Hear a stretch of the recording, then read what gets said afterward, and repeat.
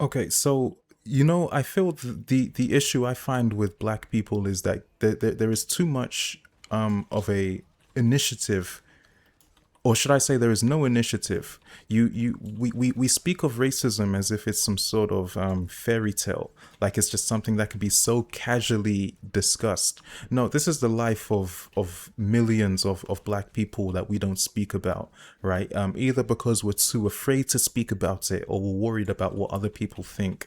And I think the only thing you need to be worried about is perhaps your life being turned into literal steak when the white corporal system has ultimately determined that it no longer has any more place for black people, as the evident acts of aggression have begun to still persist. Here's the issue. It's like you'll never actually get a group of people to understand what you're feeling until you make that feeling reciprocal. You make that experience known to them, right? If the black people are going to be taken and indoctrinated with suffering, then it is very crucial that for a society that promotes multiculturalism and democracy, that the whole world becomes aware and integral to that story. And becoming integral to that story can be done through many forms of art, media, but in my experience, you need to give people the straight up truth. You cannot sugarcoat racism, right? Because this is something that affects black people in ways that the corporal system has not been able to comprehend. They are unaware and refuse to do research on the psychological effects of racism, to which they miscalculate and label black people as unstable and incapable, when every issue that is pressed within the black community stems to the fact that black people have been excluded from society, that black people have been denied equity in treatments, and that there is no sort of understanding as to how factors such as discrimination, stress, deliberately seeking out a group of people and seeking to prove that you are better than them, through aggression and through manipulation, and through refusing to give those people the opportunity to achieve a sense of status by taking them out of their homes. And do not deny me that these situations do not exist. They are blatant throughout the media.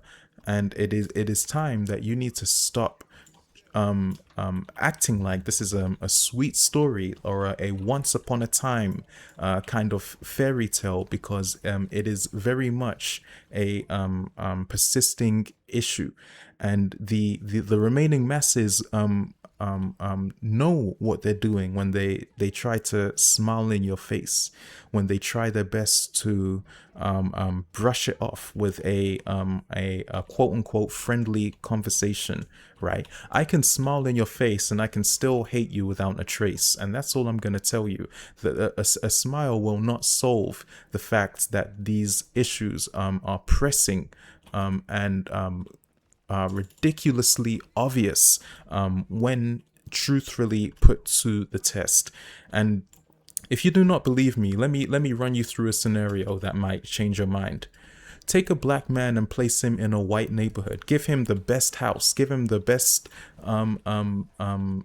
position, and let me know if he can survive a single day outside without being pressed, questioned, or even interrogated by the neighborhoods who corporally have already determined that there is no room for any black people in these communities. And like I told you, if they don't want black people in their communities, then tell them to stop lying. Tell them to come clean about their law, which was written for white people and it has never been written for black people. Tell them to be clean with the way that their school systems fail black kids when it is never a matter of race, but your statistics and your data have shown us that this is a racial factor.